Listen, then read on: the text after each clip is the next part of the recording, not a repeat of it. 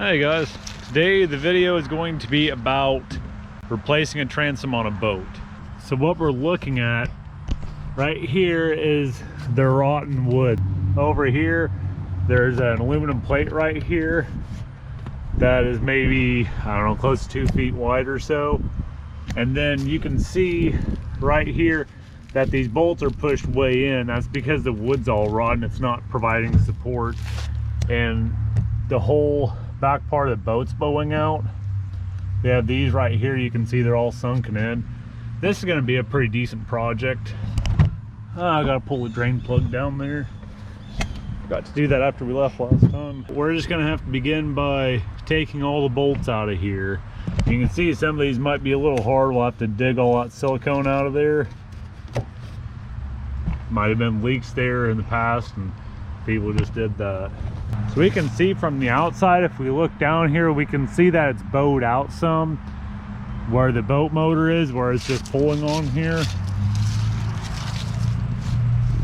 Before you start any of this, you're going to want a few things. We have a set of wrenches and the ratchets, sockets, everything like that here. We have another set here just in case we don't have everything for the other one. Something else that's going to be really helpful with this, have some rags. Now you don't have to have these like the toolbox rags or the white rags. You can have just paper towels will help too. Brake cleaner, that's going to be nice for cleaning off the engine, especially anything else in there, so you don't want to get like that stuff all over you. For putting all this back together too, you're going to want a tube of some kind of sealant or like a tube of caulking or something like that, just to seal the water out, make sure that it's made for exterior work so it'll hold up to the water and sunlight and everything. But without further ado, let's get started here.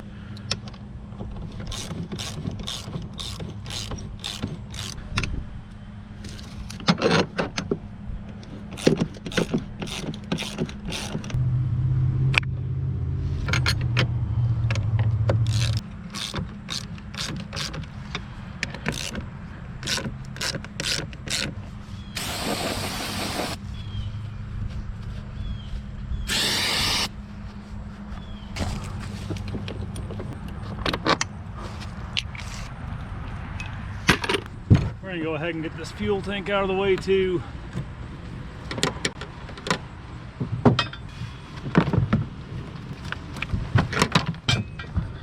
So we went ahead and removed the engine, the mounts, and everything. I'm working on now removing the mount from the motor itself. I think I probably should have done that first. It probably would have made it a lot easier to maneuver. We can see here, this is on the back of the boat. This is where the transom is. You can see just how bad this wood was back here. Looks like it's maybe 1/2-inch plywood or something, but it needed to be replaced a long time ago. This is terrible. You can see right here where it's all dug into it, where this mount down here dug into this. So one thing with the motor mount and the wire and everything, there was wires right here. Those went through this grommet and they connected to here, so I had to remove that so I can eventually take this mount off. So that's what I'm going to be working on next. So one of the things I like to do whenever I'm working on stuff like this is to take a picture of whatever I'm going to be taking apart, so that way if I forget how to put it back together, I can always refer to a picture on how to do this. Same for this side too.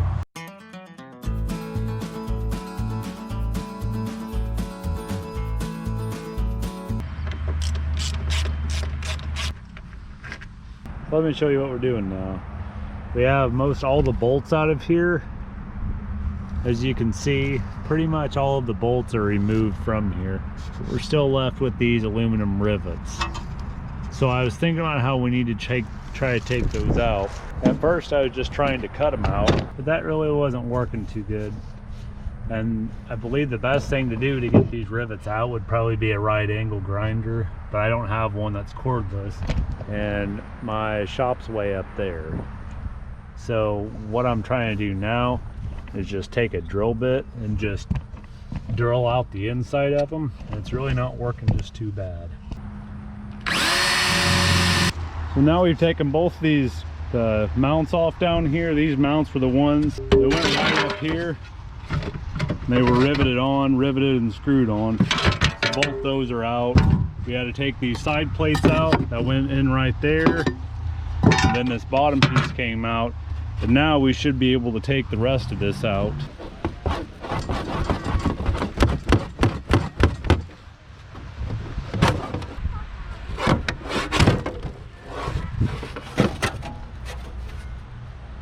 There's that plate. Then here's how bad it's rotten.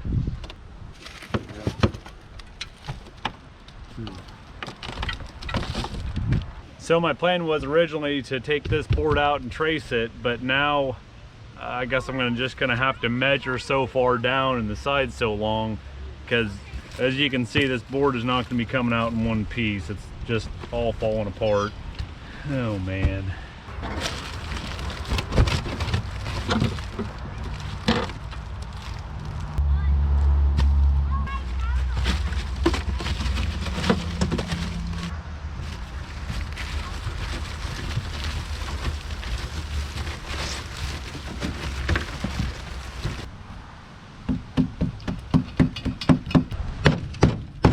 Everything's finally off there now.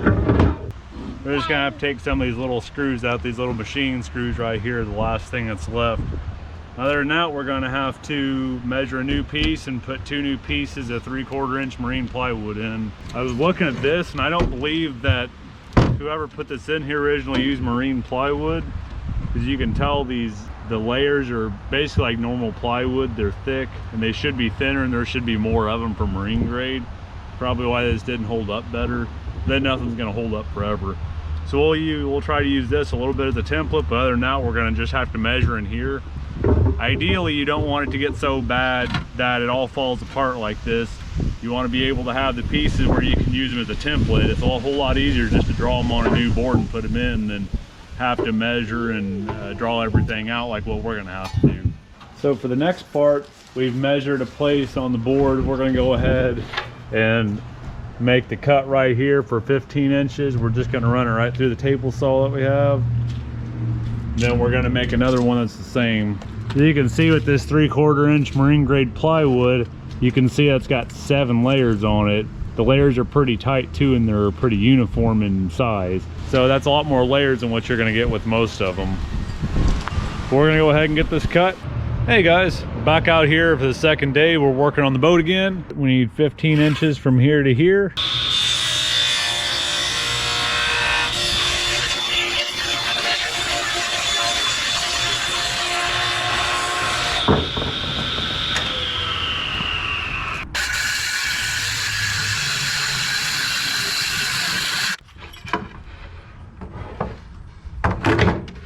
So now we have the rough cut piece for it. Now we're gonna have to angle this piece in. This piece is approximately 70.5 inches wide on the top, but it needs to go down to about 59.5 on the bottom. You don't have to have a table saw for it like what I used for the first cut. It's just a little easier if you do use it, but these cuts don't have to be exact. I'm just using it because I have it. A circular saw like this one that you can find at any Home Depot or Walmart or any home construction place like that works fine.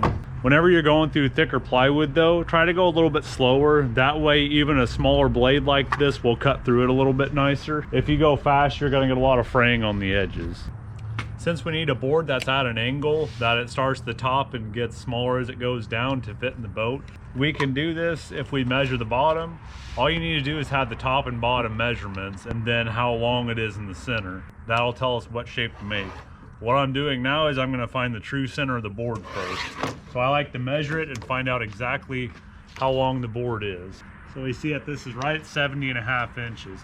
So you try to find the dead center of it, which for this one would be 35.25.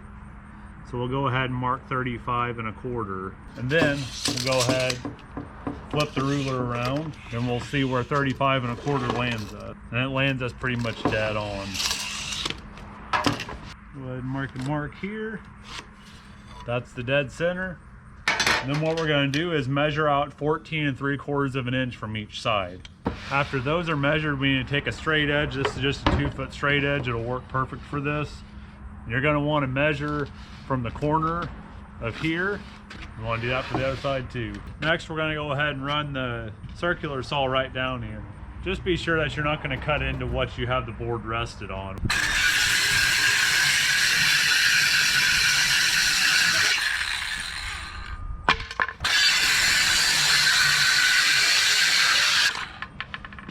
There we have it. Now we have both the boards ready to go and take down on the boat. So a quick update on this. We now have both these boards in, and then we have this new aluminum plate in here as well. Now we're needing to get everything back up in here. The problem that we're running into, it's kind of hard to see here, is how this is all bowed out, so it's not really wanting to go back in there right. Another thing we're going to run into a little bit of problem with is this sheet. It's a much thicker than what the old sheet was. Here's the old sheet. It's probably about half as thick as this new one. This is an 1/8 inch sheet, so we might have to bend some metal a little bit to get it in. What we wanted to get away from is how easily this stuff bends, because this aluminum's so thin, and it's got all these different holes in it too that we're trying to get away from. So how I tried to get this in, we have the first one up there, and we're just going to try working the second board up here now. What I'm doing is just taking these clamps. These are some that you can find in any store you might have laying around at home from woodworking projects. We're just using them to raise them up slowly. We're having to bend some of this out. I've already bent quite a bit of this metal out here.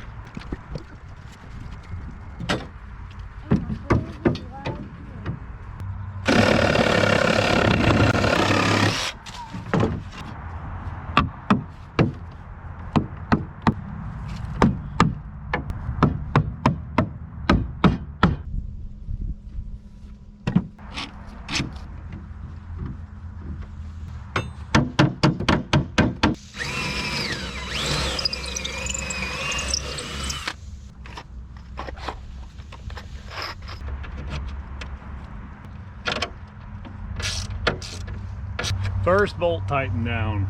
That's the first one that we've actually gotten done. We have a whole ton more.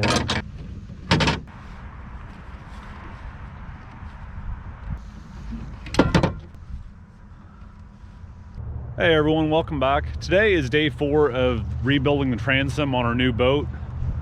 So this is kind of where we're at. We have both of the boards in. We have this metal plate in, that's 1/8 inch aluminum. Then we have five bolts in. So we're gonna work on putting more of these bolts in the top here. We're gonna get all that done, and then we need to push this. The bottom of this board needs to go to the aluminum on the boat, and then we need to start putting those in. After that, we're gonna start working on putting brackets back in like this. And then we have these kind of like cross members too that we're going to be putting in the back here. It's all to stabilize the boat. One more thing that we have to do today, we have to cut out a plate of this.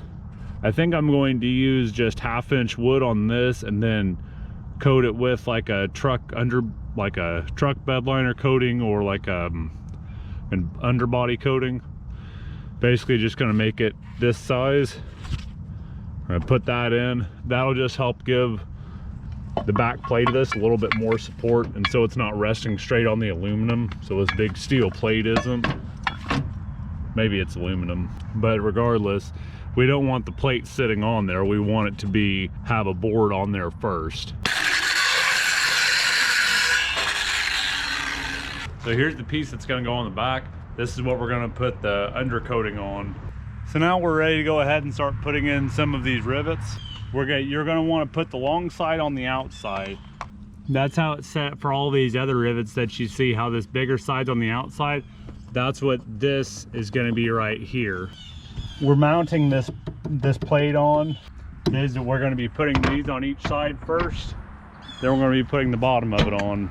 So before we crimp these down with the rivet gun, you're going to want to make sure that you put silicone all along here so it seals up properly from the water from the outside. So we'll go ahead, take this silicone, go ahead, put this in here. Be sure to put a good amount on too. You can always clean it off later. So then what you're going to do, just take the rivet gun, push it all the way in. You should clamp down. Then do it one more time and that breaks it off. And then there's your rivet.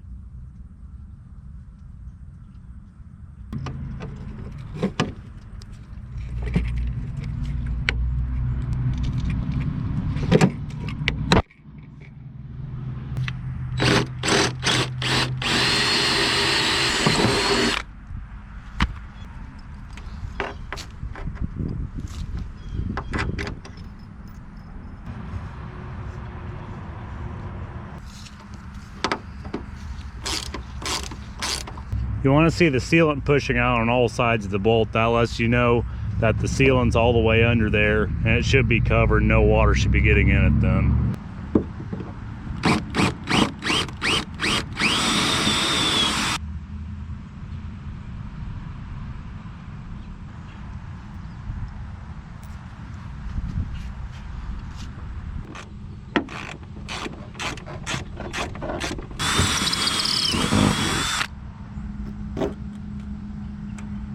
The washer goes on first, lock washer,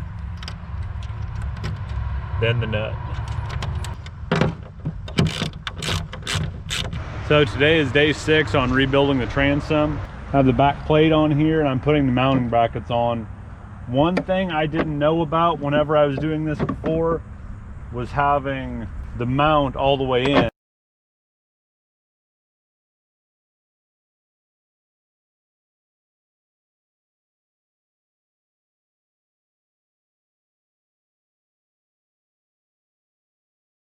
And I drilled some holes with this mount out like this, but it really needs to be in further, and I didn't think about that. So now I'm likely gonna have to re-drill some holes, which won't be too big of a deal, but it takes a little while, and just make sure that you remember that whenever you're doing it.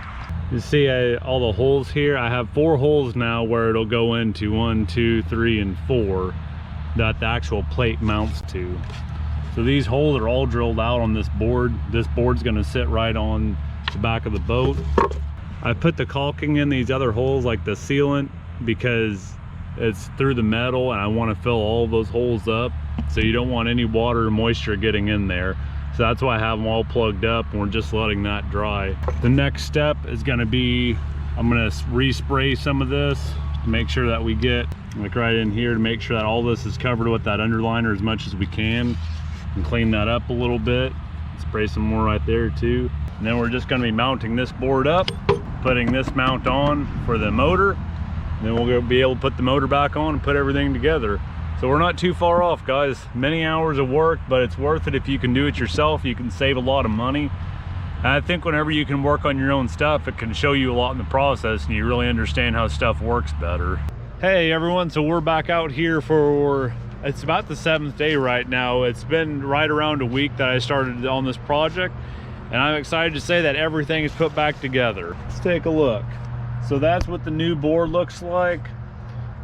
All the new fittings, all these bolts are new and all of them are stainless steel, which is what you should always do for a boat. Got the gas tank back in. I have most everything hooked back up, like the fuel lines and steering linkage and batteries hooked back up. I went ahead and pulled all that stuff out just to make it easier. Like this fuel tank and battery, that was pulled out just to give me more room. Let's take a look on the back here. So we have all of the sealant here. This is still some that was done today, so it's not completely dried. That's something that's dried. So here's the new board that's on the back. This is just 1/2-inch plywood, but I put undercoating on it. It's got 4 bolts that are connecting it. I did have to drill the holes slightly different on a couple of them, but in doing those, I went ahead and put sealant around them. Some of the other bolts I upgraded too, like right here, these 2 bolts, they were actually hex head screws that were in there. It was these 2 that were in there, and I don't really like having screws in there. So I went ahead and bought some bolts. They're stainless steel, just like all the rest of them. I will say this thing is a ton more solid. There's no flex at all in it now whenever you move it around. Before, it flexed just a ton. If you guys have any questions on this video or just rebuilding a transom in general, don't hesitate to either message me or leave a comment in the comment section.